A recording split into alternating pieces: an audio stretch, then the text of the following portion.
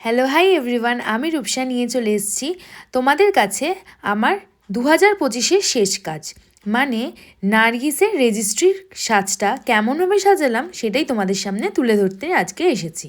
বজবজ গোবর ঝুলির কাছাকাছি ছিল আমার এই ওয়ার্কটা, তাই সেদিনকে তাড়াতাড়ি আমি চলে গিয়ে নার্গিসকে তার পছন্দ মতো লুকটা দিতে।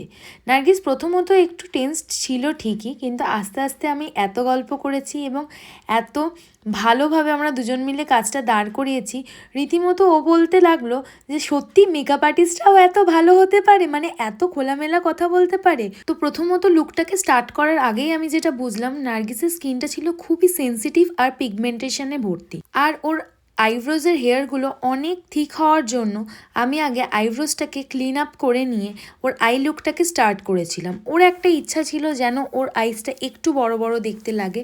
অবশ্যই ও অনেক মিষ্টি দেখতে একটা মেয়ে, যেটাকে দেখেই আমি ওর মনের মতন করে লুকটাকে দেওয়ার চেষ্টা করেছিলাম, আর ওদের সবার লুকটা অনেক অনেক পছন্দ হয়েছে।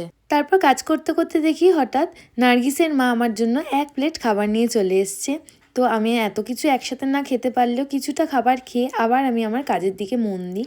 যেহেতু এটা একটা সেন্সিটিভ স্কিনের উপরে মেকআপ, তো পুরো প্রসিডিওরটা আমি কিভাবে করেছি টিউটোরিয়ালটা তোমাদের সামনে দেখাচ্ছি। ক্লায়েন্টের স্কিন যেরকমই হোক না কেন, স্কিন যদি ভালোভাবে সিটিএম হয়ে থাকে এবং ভালোভাবে হাইড্রেট ফিল হয় স্কিনের মধ্যে থেকে, তাহলে অবশ্যই সেই মেকআপ ভালো হতে বাধ্য। তাই স্কিনটাকে ভালোভাবে প্রিপেয়ার করাটা আমাদের মেকআপ আর্টিস্টের সবথেকে বড় লক্ষ্য হওয়া উচিত। গল্প করতে করতে হয়ে গেল নার্গিসের ফুল লুকটা। তাহলে চলো নার্গিসকে পুরো লুকটায় কেমন লাগছে তোমাদের সাথে শেয়ার করি।